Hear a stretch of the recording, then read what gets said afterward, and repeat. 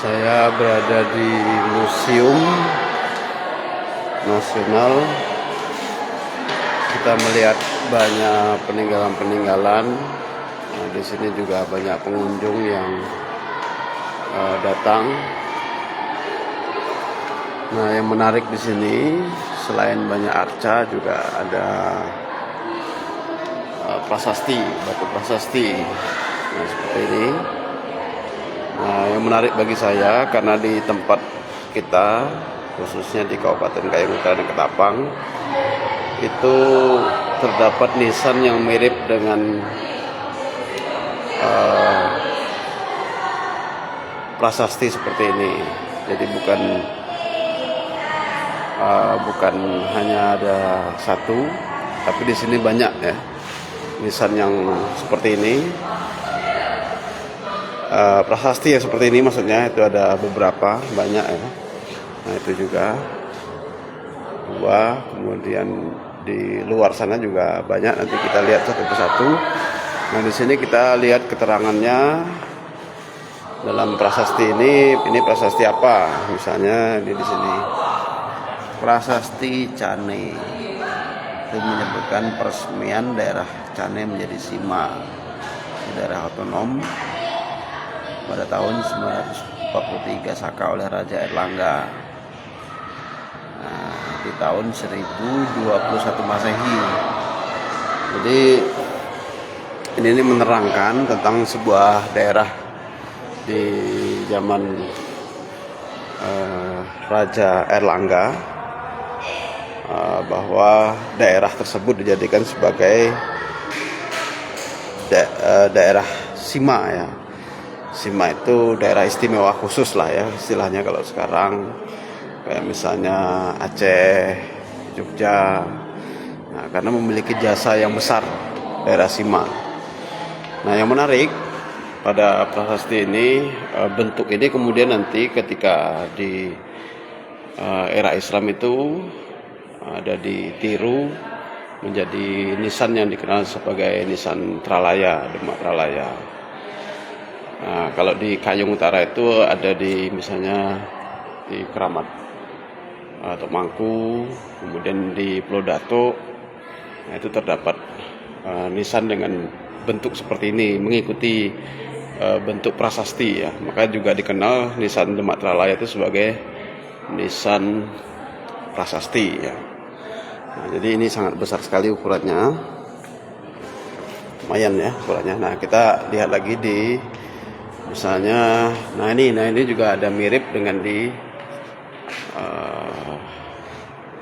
Kabupaten Kayong Utara tempat kita dan di Ketapang ya.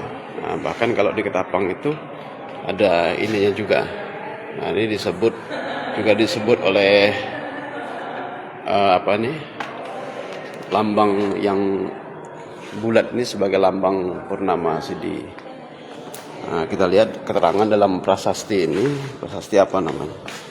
Oke, prasasti Biri menjadi daerah Sima oleh Raja Serangga Kertajaya. Nah, jadi 1202 Masehi. Nah, jadi sama ya dengan prasasti sebelumnya, menerangkan bahwa daerah tersebut, daerah Biri menjadi daerah Sima.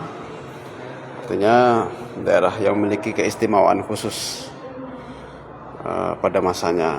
Nah, sehingga kemudian diberikanlah keistimewaan pada saat itu. Oke, ini mirip sekali ya di era Islam kemudian nanti dipakai menjadi bentuk lisan Islam di masa Islam. Oke, kita lihat lagi prasasti yang serupa. Nah, itu juga misalnya. Nah, bentuk seperti ini di Kayong Utara itu ada di Keramat Pulau Datuk, kemudian di Tok Mangku, kemudian di Air Mala, walaupun udah agak rusak ya yang di Air Mala, tapi bentuk-bentuknya ya banyak yang secara garis besar seperti ini. Oke, kita jalan lagi.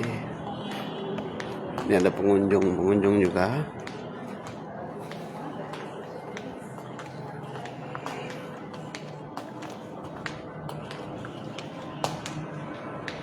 Nah, ini yang agak aneh ya, agak menarik. Nah, bukan aneh, tapi agak lain sendiri. Prasasti Kampak.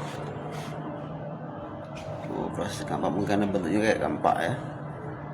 Peresmian sawah di Kampak menjadi sebuah sima milik para pandai logam karena mereka harus memelihara sebuah prasada kebaktian. Nah, jadi ini adalah prasasti Kampak.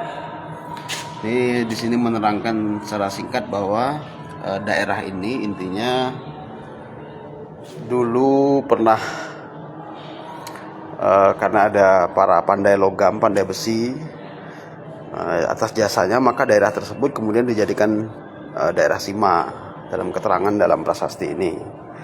Daerah istimewa. Nah, selain itu juga pandai logam ini di sini tadi disebutkan sebagai memelihara prasada kebaktian. Prasada itu semacam bangunan suci. Prasada kebaktian ini bangunan suci. Nah, sehingga daerah tersebut itu menjadi daerah yang istimewa. Nah, ini agak beda ya dari yang lain-lainnya.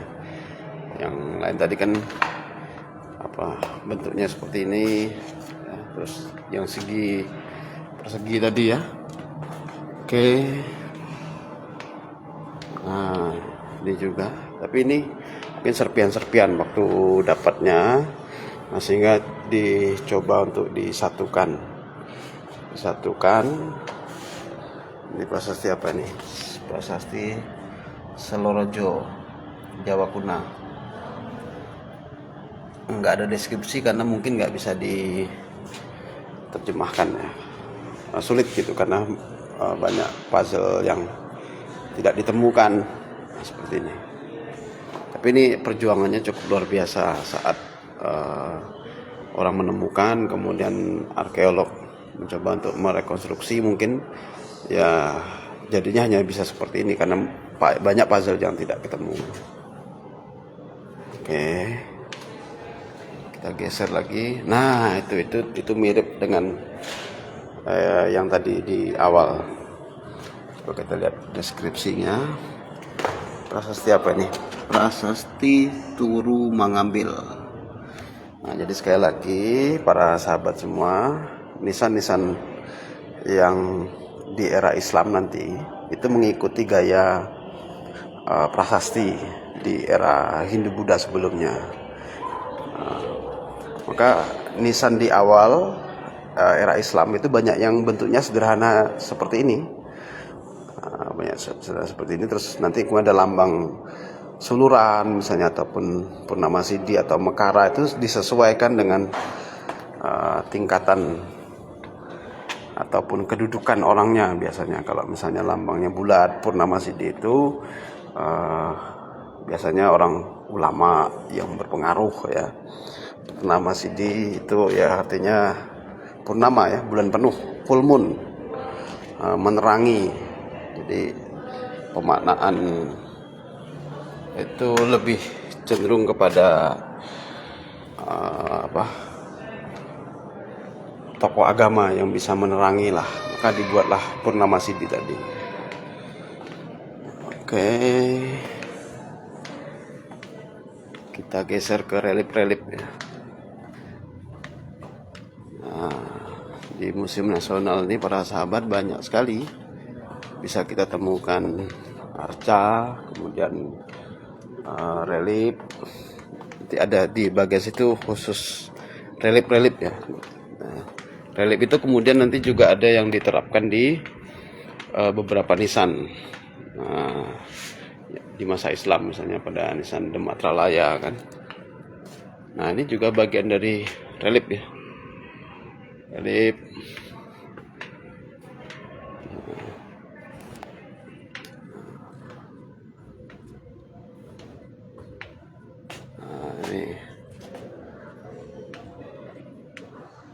Wah, ini di zaman Majapahit ya. ada relief landscape persawahan. Nah, dibuat pada abad ke-14 sampai 15. Jadi orang dulu tuh kalau gambar tuh niat betul ya. Gambarnya pakai batu. Nah, ini wah, ini apa nih? Kelompok relief rumah bangsawan. Nah, sampai digambarkan seperti ini. Oke. Nah, nanti dari sebagian relief-relief ini kadang-kadang ada yang diterapkan di masa peradaban berikutnya di dalam, misalnya di rumah, atau misalnya di bangunan-bangunan tertentu ya, kayak misalnya kalau ini di masjid, misalnya kan Masjid Demak itu kan. Oke. Nah, ini yang banyak dipakai nih pada nisan-nisan Islam, misalnya kan motif-motif kayak gini, suluran, motif suluran. Oke.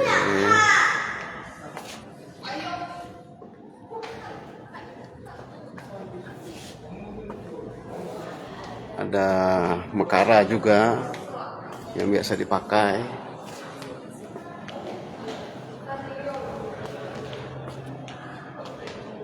Nah, ini kita ketemu lagi nih dengan prasasti apa nih? Prasasti Hering Malang. Ya, 10 Masehi ya. Abad ke-10 Masehi. Nah, ini bentuknya kurang lebih kayak yang di depan tadi ya, yang nanti kemudian diterapkan di peradaban Islam di nisannya. Oke, nah itu apa itu? Kita lihat di batu.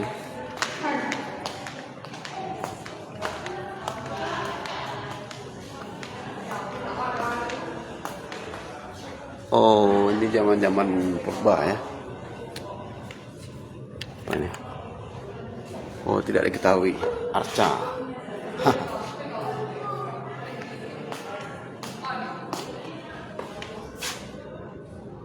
Oke, ini ada prasasti Muara Kaman.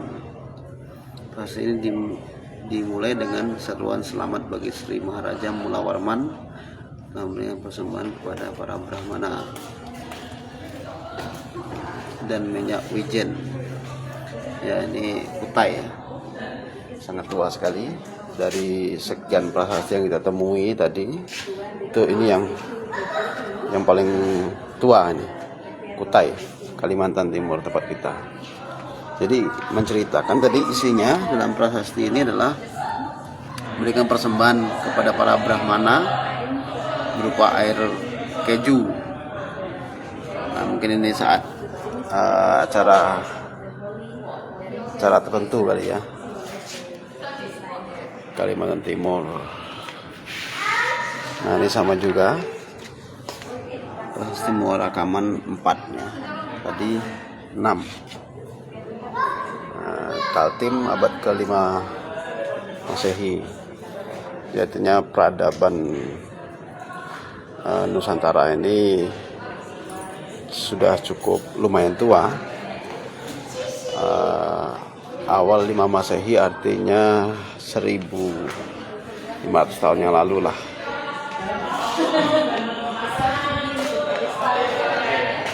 Ini nggak ada deskripsinya.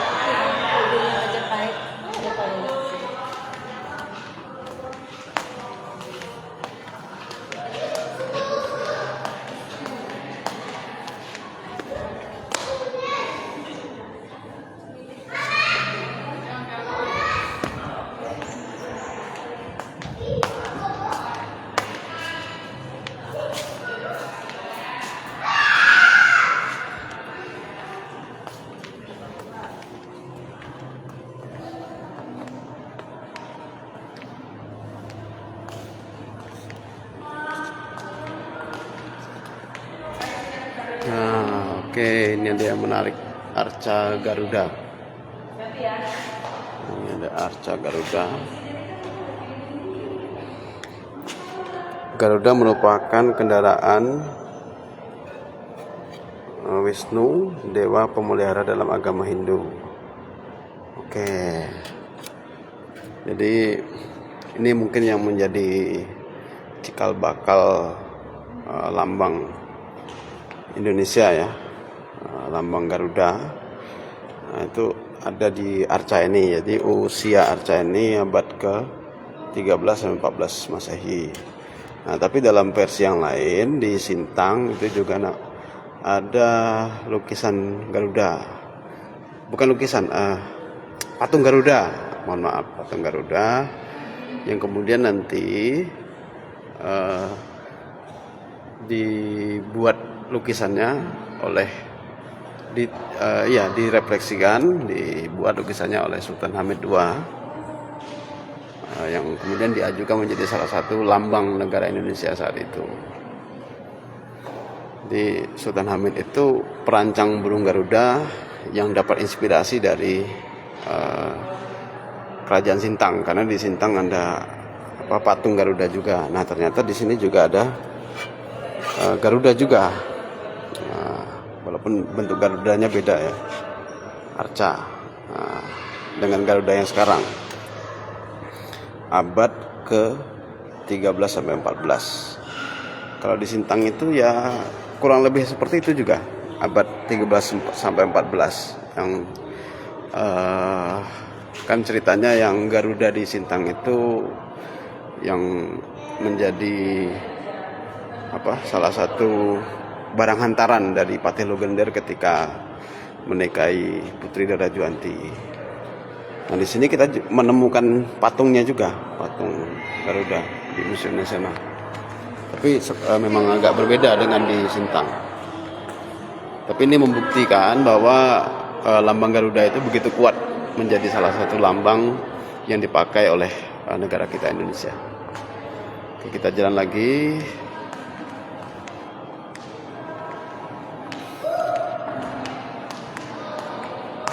Pokoknya kita jalan-jalan melihat sejarah. Wah, ini ada daftar nama-nama suku bangsa di Indonesia.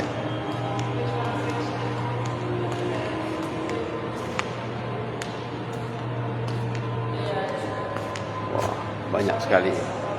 Ratusan. Mungkin sampai ribuan ya.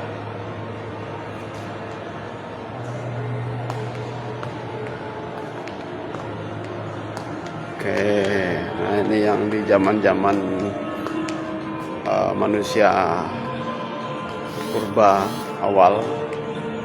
Wah, dari mulai Homo erectus, kemudian nanti Homo sapien dan lain sebagainya. Ini ada di sini mungkin ya. Nah, ini dijelaskan juga apa-apa peralatannya dan segala macam. Oke, ada prasasti juga di zaman purba ya. Tahu apa ini? Oh, bukan. Ternyata ini prasasti tahun muda ya, di 1700-an. Oh, Belanda punya.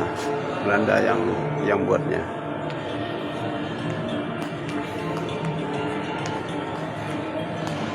Oke.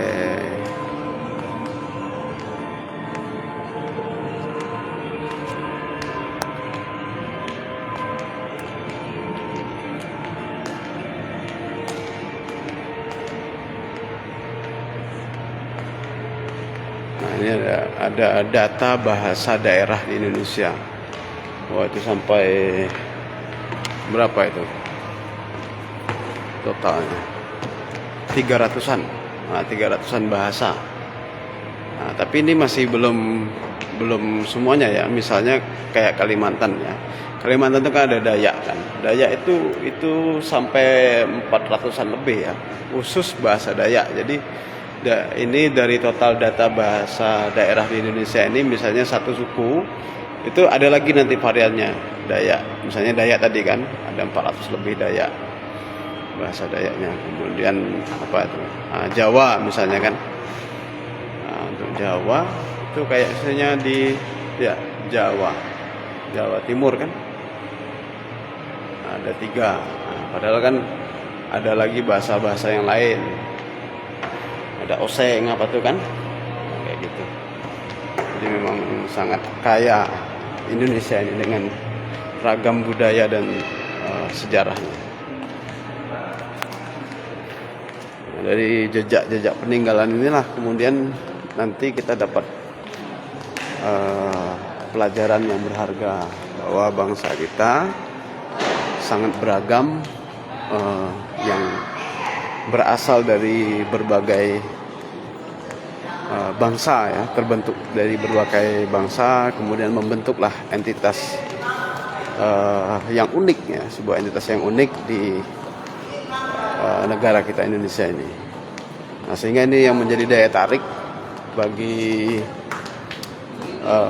kita dan bagi dunia tentang keberagaman yang ada di Indonesia.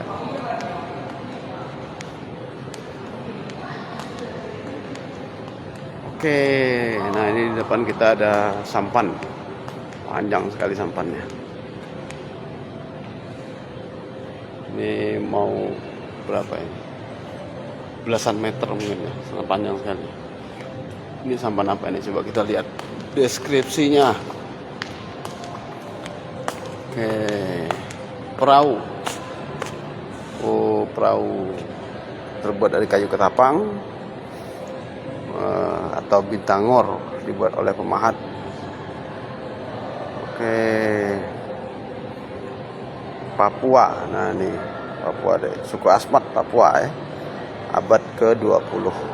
Nah ini ada dokumentasinya, dokumentasi lama ini, mungkin ya zaman-zaman pemerintah Hindia Belanda lah mungkin, kayak gini ya. Nah ini menarik nih, ada motifnya ya di tepi-tepi ini. Nah, ini motif-motifnya. Nah, ini perahu suku Asmat, kayak gini perahunya. Ini mungkin satu batang kayu ditumbangkan terus dipahat sedemikian rupa. Oke, kita geser lagi. Nah ini ada perahu juga. Ini kayak perahu zaman-zaman Majapahit ya. Zaman-zaman kerajaan Sriwijaya ya. Oh, ini ada deskripsinya. Oke. Kayu Asahan Sumatera Utara, abad 19. Oke. Lancang kuning ya. Perahu lancang kuning. Setelah masuknya Islam. Oke, jadi khas perahu abad 19 yang sudah masuk Islam, peradaban Islam seperti ini. Perahu lancang kuning namanya. Oke, kita masuk lagi di sini. Wah, ini peninggalan budaya Islam. Ini banyak sekali pokoknya. Nah, ini peninggalan artefak di zaman Majapahit ya, khas Majapahitan. Gerabah ya kan, ada gerabah. Ada gerabahnya dalam bentuk apa? Ada kendi. Ada peralatan upacara dan apalagi patung misalnya kan, dari gerabah juga ya, patung gajah. Oke. Terus ya ini ada kendi yang menarik. Kendi. Kemudian apalagi nih? Oh. Ini apa namanya itu? Padasan. Oh, ini tempat orang ngambil air wudhu, padasan itu. Orang Jawa nyebutnya padasan. Jadi, nah itu yang ada lubang tuh, itu tempat keluarnya air. Nah, cuman memang masih terpengaruh oleh kebudayaan lama ya.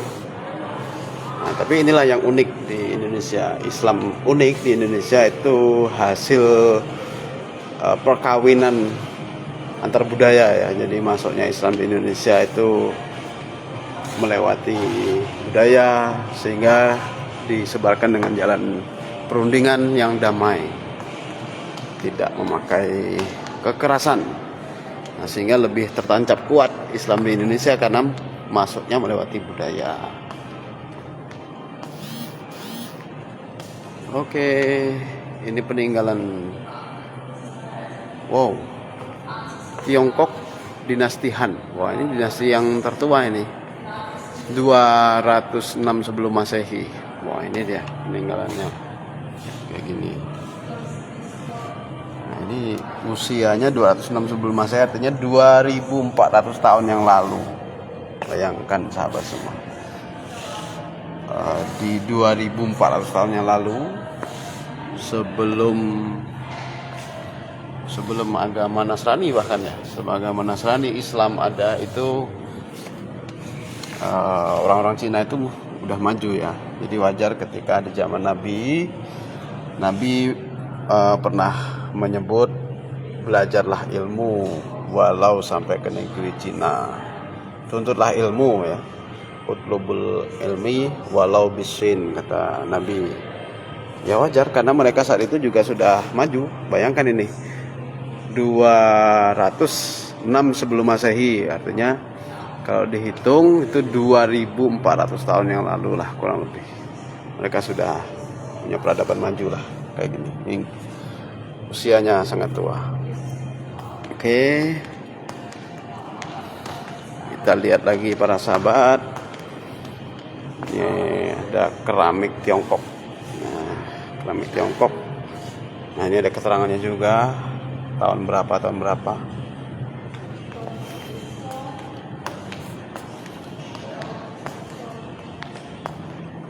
Ini keramik juga. Jadi kalau mau teman-teman, para sahabat semua mau mengidentifikasi temuan, misalnya nemu apa tuh, nanti bisa lihat nih di sini. Oh, kalau cirinya kayak gini, sama kayak gini misalnya. Oh, ini perkiraannya kira-kira abad kesekian. Terus kalau motifnya begini, ini coraknya, oh ini Vietnam misalnya. Terus ini keramik Tiongkok misalnya kan. Nah, pada masa apa? Misalnya dinasti Tang, dinasti Ming, dinasti Han. Nah, di sini lengkap semuanya nih para sahabat. Jadi inilah pentingnya museum, mengabadikan koleksi kuno, koleksi lama untuk menjadi ilmu pengetahuan di masa yang akan datang. Ini banyak sekali nih. Nah, ini khusus baju-baju nih se-Nusantara.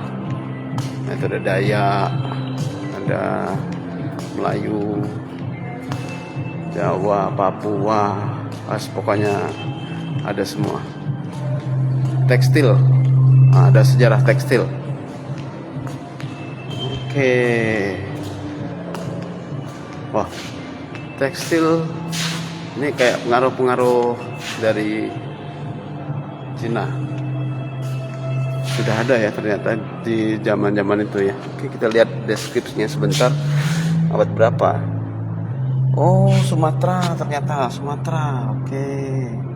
Sumatera. Jadi Sumatera itu wajar ya, kemarin kami waktu pas acara WBTB, penetapan WBTB dari perwakilan Sumatera itu ada pengusulan warisan budaya tak benda itu dari Tionghoa, kemudian ada juga dari Arab ya, budaya Arab yang diserap, kemudian budaya Tionghoa yang diserap juga. Jadi wajar di sini ternyata ada deskripsinya ya. Oke. Jadi memang sangat beragam sekali kita Indonesia.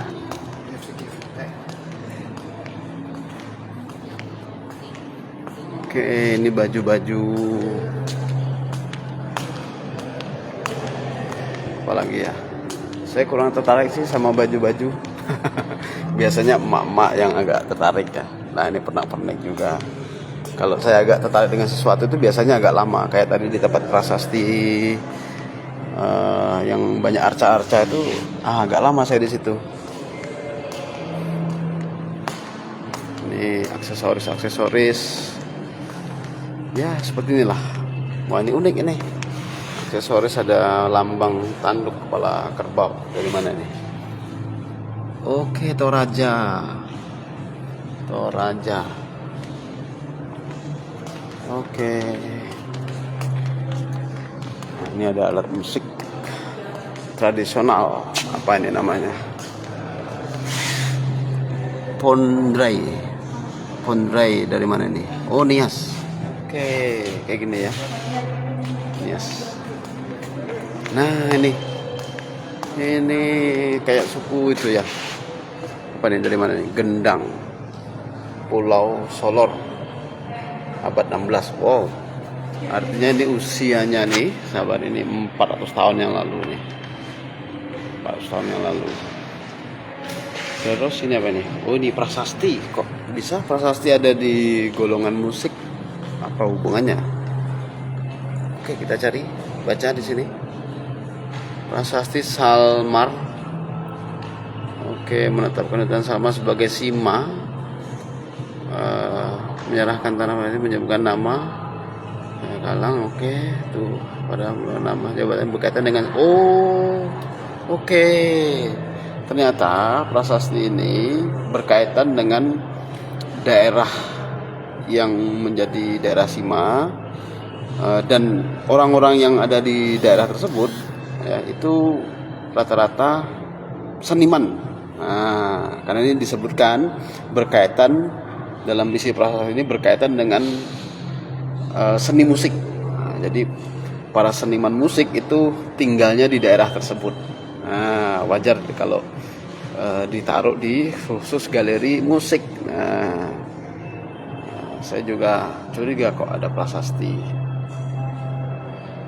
ini ya di galeri musik. Rupanya masih ada berhubungan dengan seni musiknya, isi prasastinya maksudnya.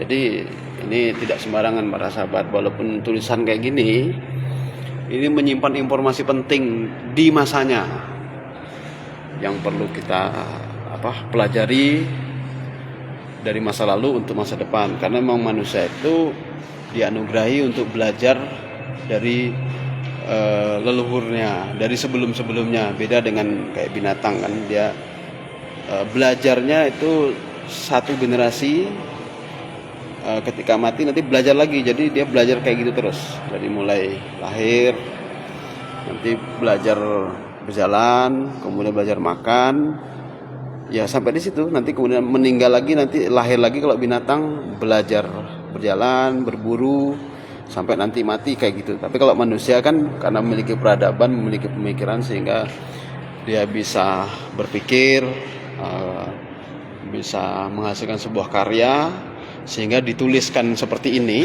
Nah, sehingga kita belajarnya tuh misalnya kayak ini kan tadi di abad berapa nih? Di abad ke-8. Nah, bayangkan kita bisa belajar dari masa lalu 1200 tahun yang lalu. Kita masih bisa belajar. Tapi kalau kita tidak ada informasi seperti ini ya, manusia tidak punya peradaban seperti ini, kita tidak akan bisa belajar dari masa lalu. Nah, sehingga itu yang membuat kita selalu maju, karena kita selalu melihat peradaban kita selalu maju karena kita selalu merefleksikan masa lalu untuk masa depan. Selalu mengambil pelajaran untuk lebih baik peradaban sesudahnya dari sebelumnya. Selalu upgrade. Oke, ini alat musik tradisional. Pokoknya kalau ke Museum Nasional ini kita satu harian betah. Ini saya dari pagi ya. Oke.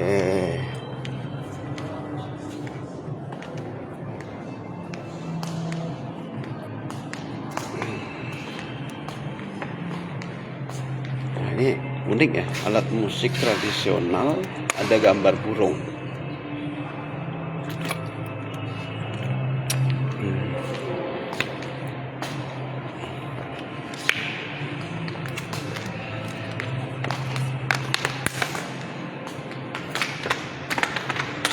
Oke.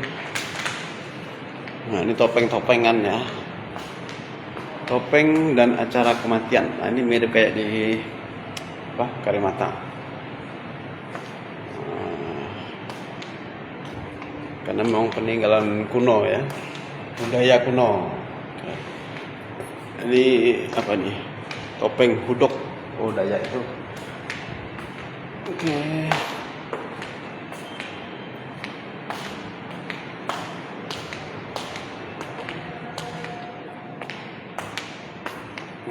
Ini Arca Bima, apa nih, blonceng, lampu minyak atau penerangan saat wayang kulit. Oh ya, di wayang kulit zaman dulu tuh kan ada lampu di atas, lampu di atas apa, di atas layar. Jadi ini dia lampunya. Dan wayang kulit dulu itu kan di belakang layar kita nontonnya. Jadi kita hanya nonton bayangannya aja. Oke. Nah, ini jenis-jenis wayang kulit. Wayang kulit Surakarta, wayang kulit Yogyakarta, wayang kulit Bali, wayang kulit Sasak, wayang Wahyu. Wayang Wahyu. Wah, ini wayangnya orang Kristiani ya. Kalau wayang di zaman wali itu kan penyebaran Islam. Nah, ini wayang untuk penyebaran agama Nasrani juga, agama Kristen juga. Jadi mereka juga memakai media ini. Kemudian ada wayang apa nih? Wayang klitik, wayang kulit Cirebon. Nah, di tempat kita juga ada wayang, namanya wayang orang bukit, wayang simpang, kan? Agak berbeda, memang berbeda dari wayang di sini. Harusnya di Museum Nasional ini ada wayang tempat kita juga, wayang simpang tadi, wayang simpang, wayang orang bukit. Oke, kita masuk ke galeri keris Indonesia. Nah, ini deskripsinya.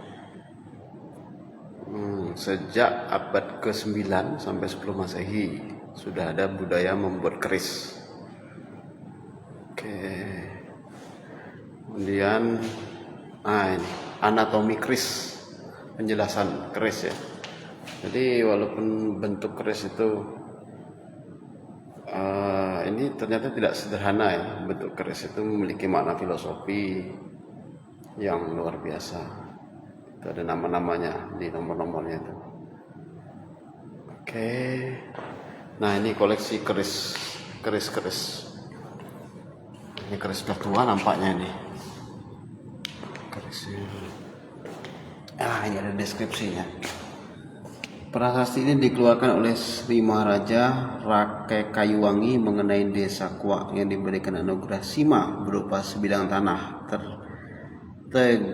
Tegalana karena dapat bangunan pemujaan. Oh, jadi karena ada bangunan pemujaan jadikan Sima. Disebutkan pula kata satu keris. Oh, jadi terdapat satu keris. Ini keterangannya dalam prasasti tersebut.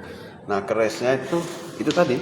Nah, ini dah kerisnya. Jadi keris ini usianya udah sangat tua ini. Sangat tua, luar biasa. Tadi abad ke berapa? Abad ke-9 ya. Tahun 879 Masehi. Wah. Katanya 1100 tahun yang lalu keris ini hadir. Keris ini dibuat oleh manusia di masanya. Luar biasa, dan sangat bersyukur dapat melihat koleksi keris-keris karya leluhur kita Nusantara. Oke, ini juga banyak sekali keris-keris kuna ya. Oke, keris apa ini? Pusaka Bupati Jatinegara. Keris Indonesia. Ada tamu juga yang melihat-lihat keris dari ini.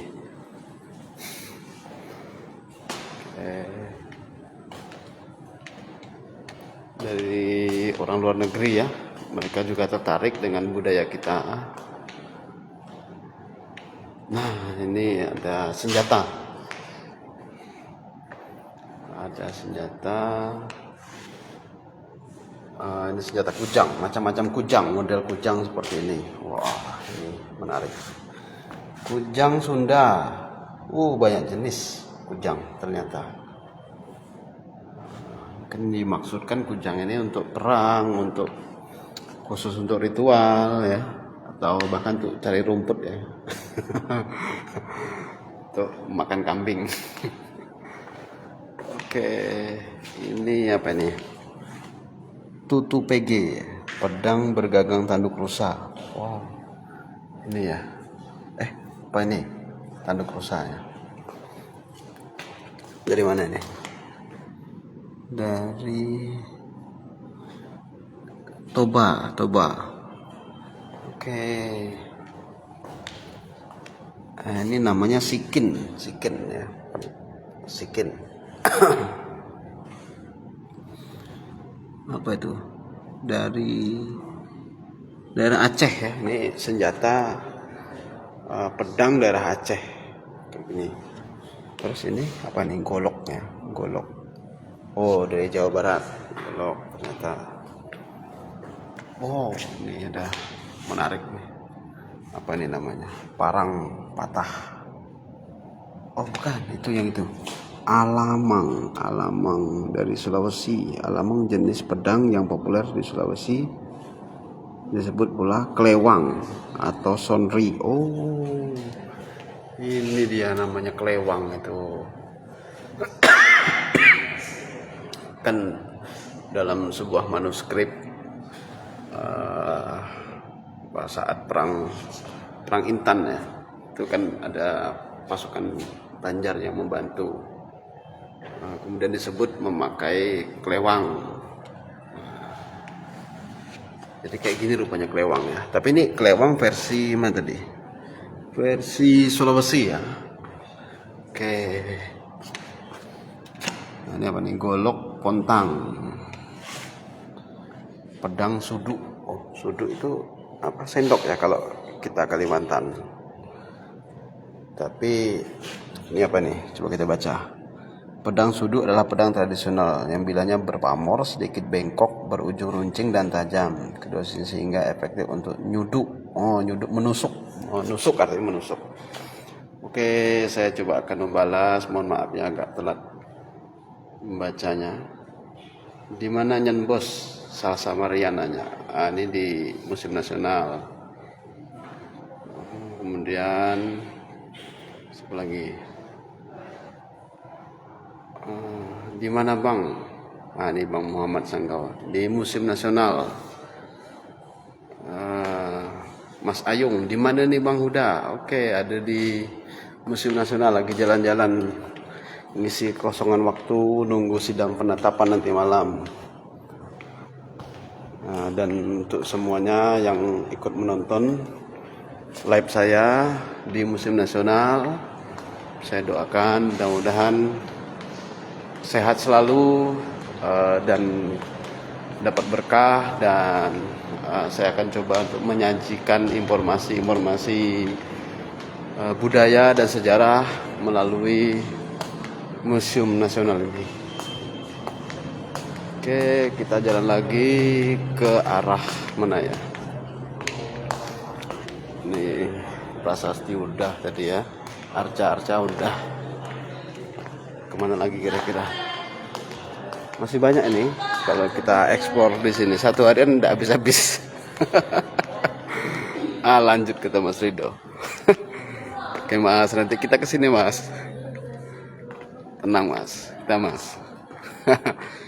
Kita jalan-jalan cari yang menarik ya. Nah ini relief ya, relief yang tadi kita juga udah ulas. Dari sebagian relief ini yang kemudian nanti ada juga diterapkan di peradaban berikutnya di masa Islam misalnya kan. Nah ini apa ini? Apa ini? Jambangan besar. Oke. Mungkin Mas Hido bisa menjelaskan nih, jambangan ini apa maksudnya jambangan? Nah, ini ada tulisannya. Ini Mas Hido yang bisa baca ini. Bisa baca aksara ini. Oke. Nah, ini banyak lingga yoni dan juga arca-arca.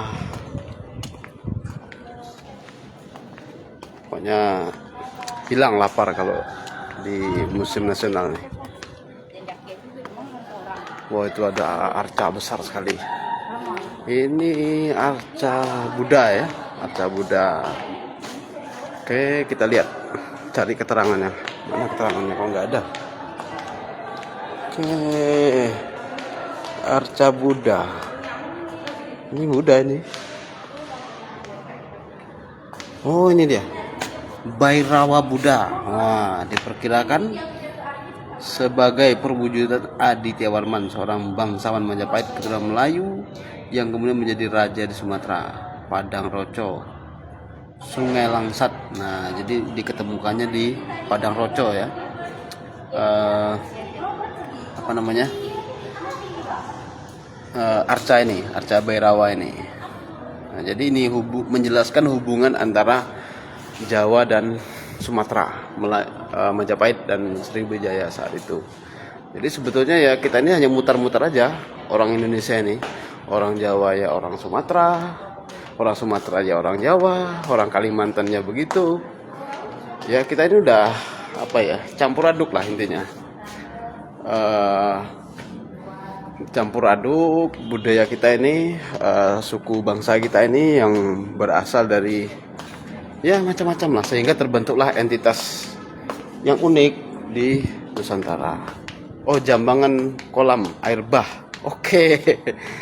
Mantap Mas Rido. Ya, mana ya? Nggak ada tempat. Ini tadi pintunya.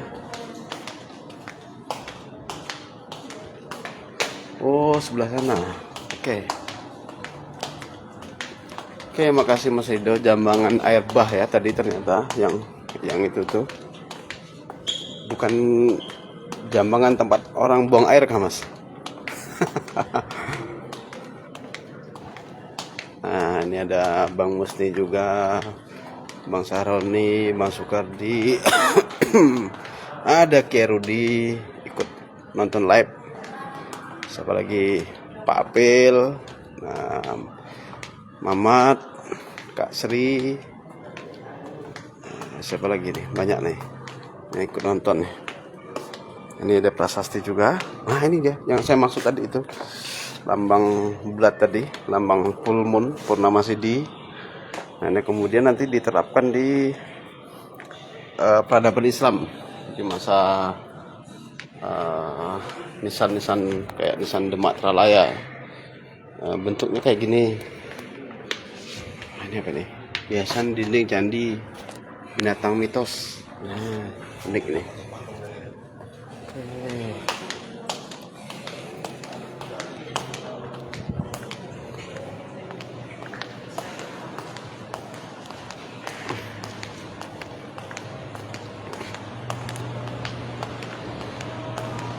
Kita cari lagi yang lain.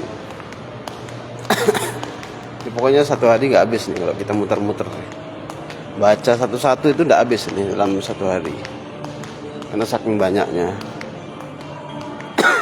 Ini kayak di Kalimantan. Budaya orang Dayak. Apa? Sini apa ini? Oh, Papua. Jadi ada kemiripan ya antara Papua dengan kita di Kalimantan. Apa namanya di Kalimantan? Lupa saya.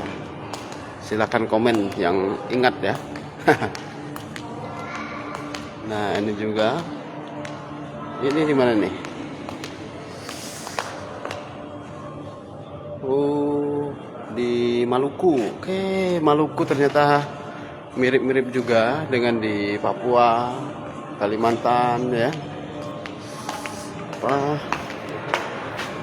Mayasa, penanda kubur. Oh, ini namanya Mayasa ya kalau di sana. Kalau di Kalimantan itu apa ya namanya? Khususnya kalau di Oke.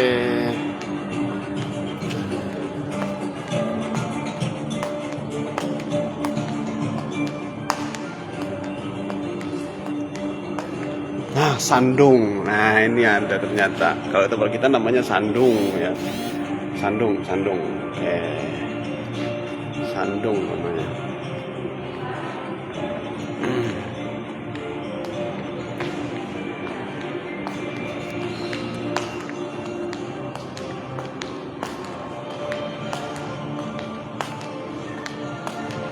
Nah, ini masih ada arca juga nih. Sini. Arca Buddha ini. Buddha ya. Pendeta Buddha. Mong. Oke, saya ingat dengan game strategi namanya Age of Empire. Empire itu ada namanya Mong. Oh, ternyata Mong tuh pendeta Buddha ya. Oke, ini prasasti menarik juga. Tipe ada juga tipe nisan Demak ya, yang memakai Demak Tralaya, yang ada yang kayak gini nih. Ya, ada yang kayak gini. Ini apa ya, penasaran saya. Kita lihat prasasti Telaga Batu. Oke. Beraksara Palawa, Melayu kuna, menginformasikan ya. Aksaranya Palawa, bahasa Melayu kuna. Oke, menginformasikan pejabat pemerintahan kerajaan Sriwijaya. Oke, ini sangat tua ini.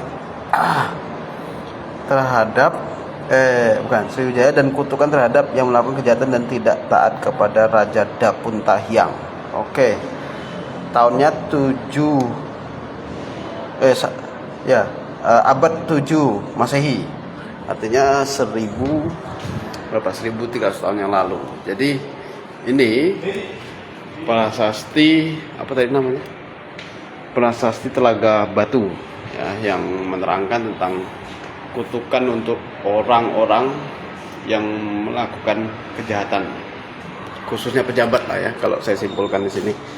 Jadi bahasanya itu menginformasikan pada pejabat pemerintahan dan kutukan terhadap melakukan kejahatan. Nah, kalau istilahnya sekarang itu yang korupsi lah, pejabat yang korupsi itu bisa dikutuk ya dengan isi prasastinya nih, dalam isi prasastinya. Jadi ini informasi yang sangat menarik sekali bahwa di 1300 tahun yang lalu ternyata kita juga sudah memiliki aturan hukum yang dituliskan dalam sebuah prasasti ya, Sriwijaya ya. Di masa Sriwijaya itu udah mikirnya sampai ke sana. Jadi gimana caranya supaya tidak dikorupsi oleh pejabat-pejabatnya. Nah, dibuatkanlah prasasti dengan hukuman ya, ditakuti dengan hukuman kutukan tadi ya.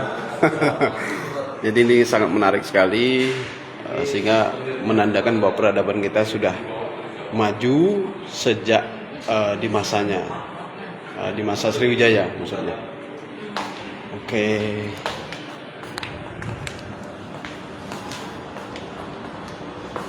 Apa ini?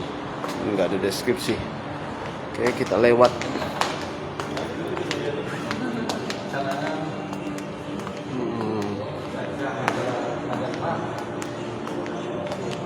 Oke, ini menarik nih. Ini kalau di tempat kita namanya kacip. Kacip. Ini pernah ada cerita di zaman Kerajaan Matan, kacip ya. Itu tuh kacip tuh yang ada, itu tuh kacip yang ada lambang burung ya. Nah, jadi kalau cerita di Kerajaan Matan dulu di Kalimantan Barat, kacip ini pernah dipatahkan oleh seorang agamawan karena dianggap tokoh agama lah ya, karena dianggap ada syirik. Nah, gitu-gitulah ya. Kemudian setelah itu dengan seorang tokoh agama yang lain diambil, kemudian disatukan lagi. Nah, cerita ini sangat populer ya di masyarakat di Kesultanan Matan pada abad ke-16. Nah, sehingga dari cerita itu sebetulnya kita bisa mengambil sebuah kesimpulan bahwa ternyata menyebarkan agama itu tidak bisa dengan cara kekerasan, tapi dengan cara yang lembut ya. Biarkanlah, hanya kacip itu untuk apa sih? Kita tidak mengimani kacipnya. Yang penting kan iman kita tetap percaya kepada Tuhan. Oke, kita lanjut. Enggak, kita cari lagi sesuatu yang lain, sesuatu yang baru. Di mana ya tadi?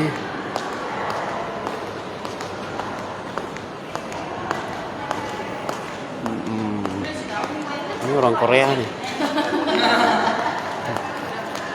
Tawa mereka. Mungkin tahu ya. Oke, kita masuk ke manusia purba. Oke. Ya mungkin banyak yang ini ya, agak alergi ya soal manusia purba. Pak, misi Pak.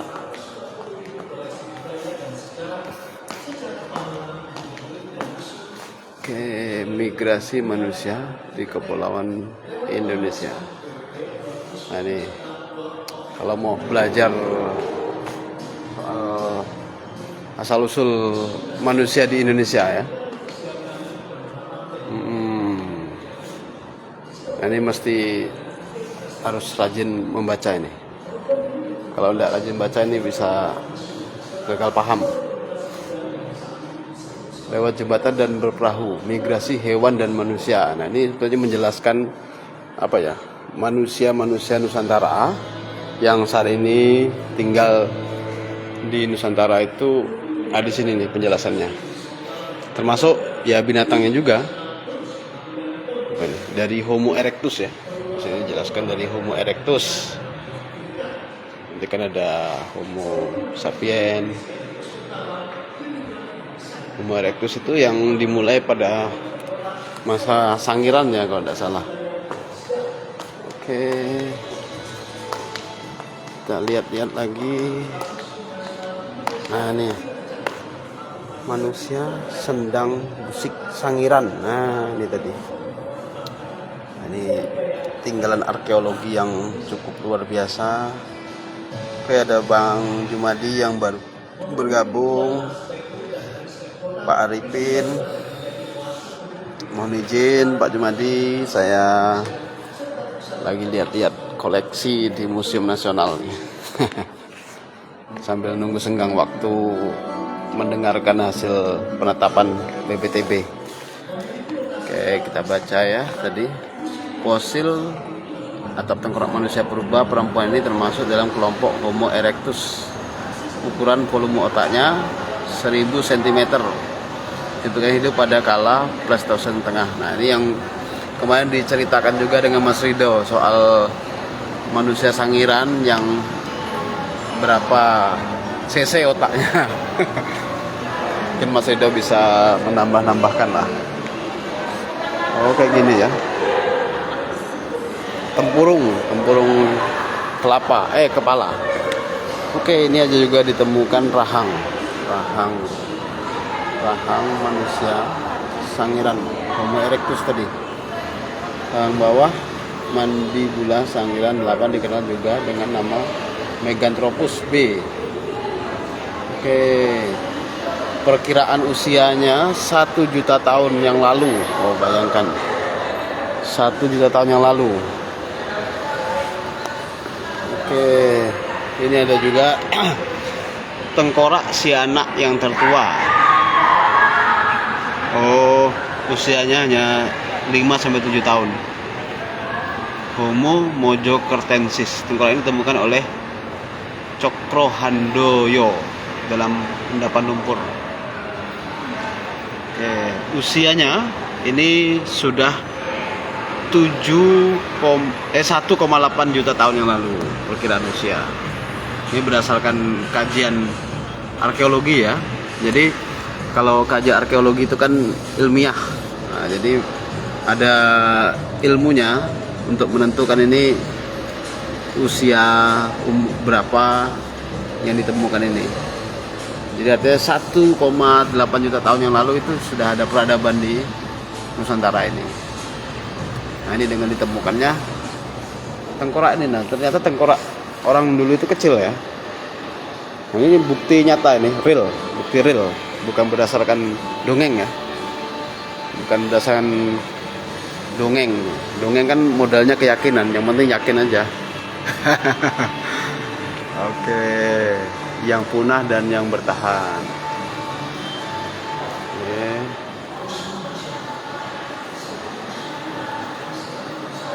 Oh ya mas, siap mas, terima kasih. 1000 cc bukan 1000 cm. Oke, salah baca saya tadi mas. Oke. Nah ini manusia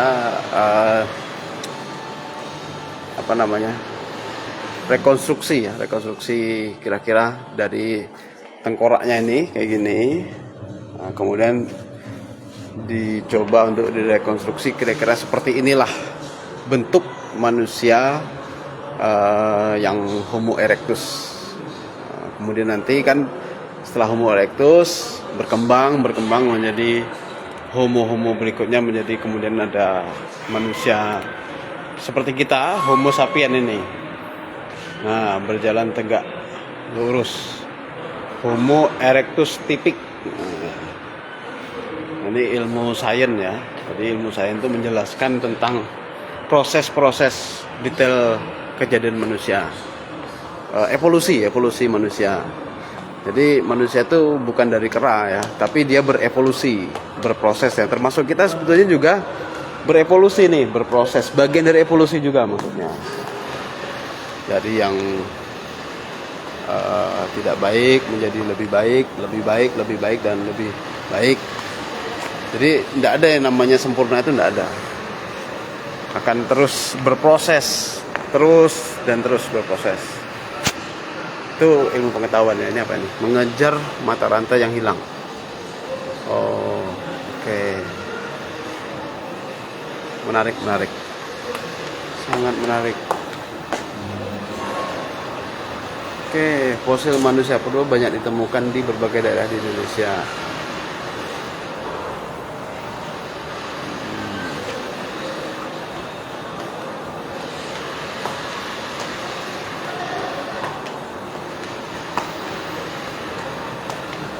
Ini fosil kaki gajah, kuda nil, badak.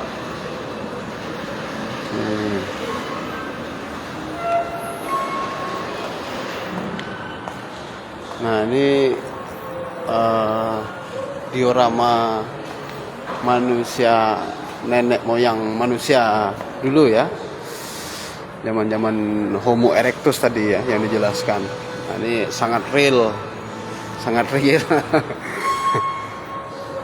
seperti nyata ya. Mungkin kehidupan zaman itu ya seperti inilah ya, namanya saja pendekatan pendekatan sejarah ya. Pendekatan sejarah itu kan metodenya tetap hal yang memakai pikiran lah, realistis gitu kan beda dengan pendekatan gaib, terawangan, keyakinan. Nah, modalnya ya keyakinan, iman gitu kan. Penjelasan yang lebih mudah kita dapatkan ya tentang keyakinan. Nah, kan tapi kalau secara sains memang agak jelimet, agak rumit. Jadi orang memang kadang-kadang agak malas berpikir soal itu. Oke, kita lihat juga. Nah, ini kehidupan gua saat ya perkiraan di zaman purba lah. Oh bukan, ternyata ada ini, ada apa nih, kerangka manusia ya. Ini asli atau gimana ya? Oke. Oh ada deskripsinya. Nah ini menarik nih. Mongoloid dari Song Keplek. Rangka manusia yang diperkirakan berusia 50 tahun ini berjenis kelamin wanita, berasal dari ras Mongoloid, diperkirakan hidup pada masa Buddha Mesolitik, merupakan rangka individu kelima yang ditemukan di kedalaman 126 hingga 135 cm dalam posisi terlentang, dikumpulkan bersama dengan spatula atau alat pipih dari tulang. Oh jadi perkiraan 50 tahun, kok mudah sekali 50 tahun. Oke. Oh, usianya 50 tahun ya. Oke. Kemudian yang atas adalah kerangka manusia jenis kelamin wanita berusia antara 18 sampai 60 tahun. Individu keempat, penggalian situs Song Keplek. Oke. Situs Songkeplek. Oh ini dia. Perkiraannya 7020 tahun. Oke. Jadi para sahabat, para teman-teman semuanya, ini diperkirakan ya usianya, yang ini 7002 tahun, kemudian yang ini 5900 tahun. Ini ditemukan ini rangka manusia ini. Oke, mungkin ini aslinya ya atau gimana ya, dibawa ke sini ya. Jadi ini usianya 7002 tahun. Oke, ini usianya 7002 tahun. Nah yang ini tadi usianya 5900 tahun yang lalu, kerangka manusia ini. Mungkin ini bukan aslinya ya, replika atau ya aslinya ya kayaknya. Ini asli nih kayaknya. Dipindahkan, dibawa ke sini. Oke. Dari situs Songkeplek ya. Oke. Kita cari lagi yang lain. Nah, ini ada. Temukan juga. Dilarang memegang ya. Oh, berarti artinya ini kerangka aslinya ini para sahabat semua. Kerangka asli. Oke, kita baca di sini, kubur prasejarah Gilimanuk. Rangka manusia prasejarah dikuburkan dengan sistem penguburan langsung. Di sisi rangka terdapat senjata tajam dari logam berbentuk seperti parang atau mata tombak, mungkin alat kerja sehari-hari atau benda kesayangan si rangka yang masih hidup. Oke, para sahabat. Jadi ini aslinya ya, rangka manusia yang asli. Nah, terdapat besi di samping tangan ini, besinya. Nah, ini adalah benda kesayangan saat hidup. Jadi makanya kalau di masyarakat Dayak itu kalau meninggal ada dikasih barang-barang kesayangan ditaruh di kuburan, itu peninggalan dari zaman nenek moyangnya.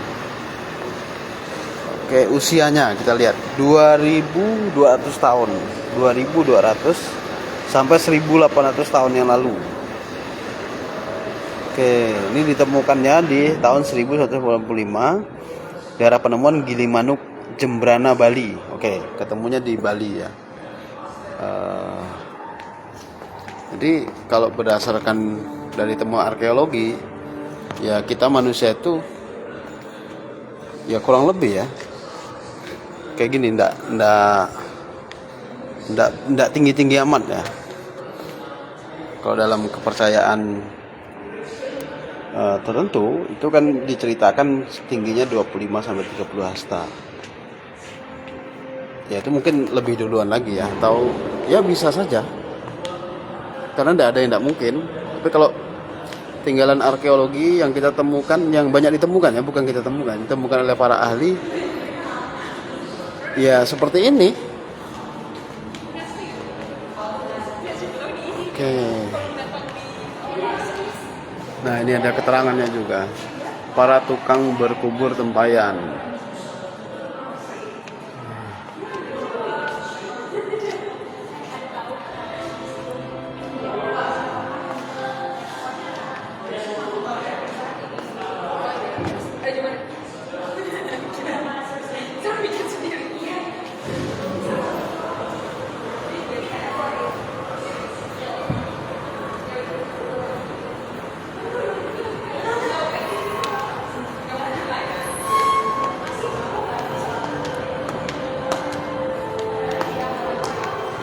Oke, ini tulang manusia. Tulang paha, tengkorak manusia. Usia 500.000 tahun yang lalu. Wow, luar biasa. Jadi dengan ilmu sains saat ini sudah bisa diketahui ya.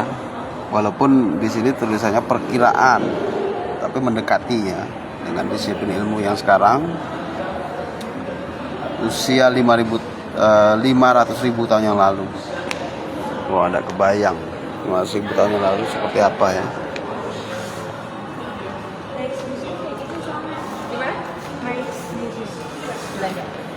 Oke ya, jadi memang jadul ya manusia-manusia dulu. Nah, sekarang manusia ini udah makin modern. Ya begitulah perjalanan hidup para sahabat semua. Nah, ini ada satu informasi lagi. Setelah ini kita ya selesai mungkin. Manusia Flores. Nah, ini usianya 30.000 sampai 18.000 tahun yang lalu. Ya udah Homo sapien ya yang ini nih. Iya, manusia Flores ya, Homo florensis. Ya udah Homo sapien. Ditengarai merupakan penghubung antara Homo erectus termuda yang berusia 20 tahun dengan Homo sapien. Oh, oke. Jadi ini kerangka manusia peralihan ya antara manusia Homo erectus ke Homo sapien. Transisi ya. Transisi.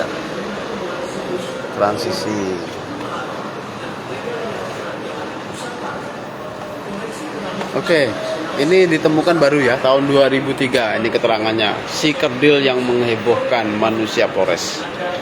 Manusia Flores atau Homo florensis tadi. Kejutan spektakuler di dunia ilmu pengetahuan tentang evolusi manusia tahun 2003. Penelitian arkeologi gabungan Indonesia Australia di Liang Bua Flores menemukan rangka manusia yang kemudian diumumkan sebagai manusia Flores.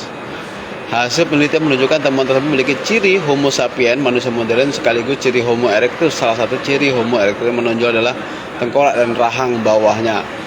Temuan Homo erectus termuda di Indonesia sekitar 300 sampai 100.000 tahun yang lalu. Sedangkan Homo sapien tertua di Jalan Gunung Lawu berusia 20.000 sampai 13.000 tahun yang lalu. Oke, jadi ini menjelaskan tentang yang menghubungkan, kan ada benang merah yang terputus ya dalam teori evolusi manusia ini. Nah, sehingga inilah yang menghubungkan peralihan dari Homo erectus tadi kepada manusia modern ataupun Homo sapien. Oke, memang ilmu sejarah itu kan terus berkembang sesuai dengan keadaan, terus penemuan-penemuan yang terbaru. Oke, ini pemukiman segala zaman di Liang Bua. Nah, ini saya pernah baca ini. Oke.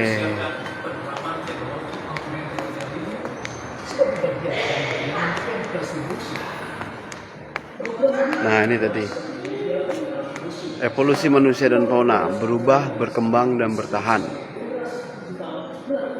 Oke. Ini apa ini? Fosil gading Stegodon, fosil gading gajah. Oh, usianya 700.000 sampai 150.000. Bayangkan, usia gading gajah ini sudah hampir 1 juta tahun yang lalu.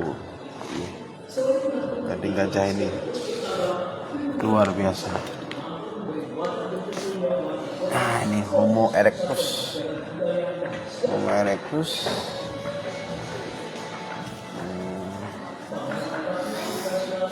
Apa? Kecil ya, otak, kepalanya, tempurung kepala. Oke, para sahabat, mungkin demikian. Mohon maaf apabila ada kekurangan. Kita sampai jumpa lagi di kesempatan berikutnya. Ini udah jalan-jalan dari pagi nih. Terima kasih, sampai jumpa dan salam budaya.